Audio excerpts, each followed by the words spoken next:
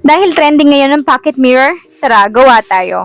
Hi guys, it's Juvie, your millennial mom. So for today's video, ipapakita ko sa inyo kung paano ko ginagawa yung mga pocket mirror ko o yung mga badge mirror, ganon. So una, syempre, gumawa kayo ng layout nyo. Ginagawa ko yung mga layout ko sa Canva. Medyo time consuming nga lang siya, pero worry not. Meron akong template niya. PM is the key. Char! Kung mapapansin niyo mga bohol-bohol, mga ganun yung mga design ko. Kasi syempre, nakatira ako dito sa Bohol. So, dito sa Bohol, tourist spot. So, souvenirist life kami dito. Ganon. Of course, pwede to personalize. Editable lahat sa Canva. So, pag okay na yung design mo, i-print mo yan. Lagyan mo ng photo top, tapos i-cut mo. Syempre, pag na-print mo na, kailangan mo na yung i-cut. Kung wala kang PVC die cutter kagaya dyan sa ginamit ko, pwede naman yung manual cutting, kaya huwag ka mag-alala. Pwede kang gumamit ng gunting, o pwede ka rin gumamit ng plastic circular cutter. Meron akong video about yan. Paki-check na lang po.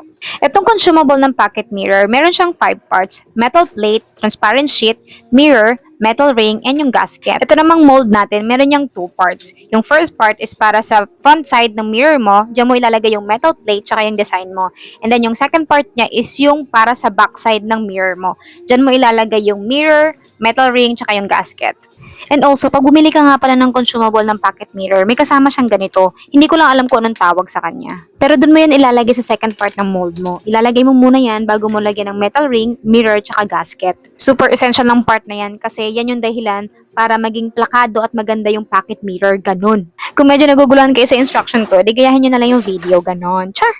Pag nagawa nyo na yung pocket mirror, syempre, gawa din kayo ng back cover. Kasama na nga rin pala tong back cover sa template ko, ha? Kung wala rin kayong ganyang cutter, syempre, pwedeng gunting lang gamitin ninyo. And syempre, pag tapos na yung mga back cover, syempre, pwede nyo nang ibalot.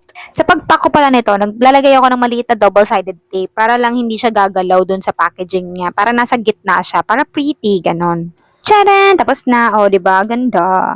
Yung plastic nga pala na ginamit ko is OPP plastic with adhesive with hole. Tapos ang sukat niya is 3 inches by 5 inches. Pag pang souvenir nga pala sa mga client nyo, mas maganda pag walang hole. Mas pinili ko lang yung OPP plastic na may hole kasi sinasabit ko siya sa tindahan. Dinidisplay ko siya ng ganyan nakasabit. So, yun lang for today's video. Sana may natutunan kayo. And wag kalimutan mag-like, share, follow. Jesus! Bye!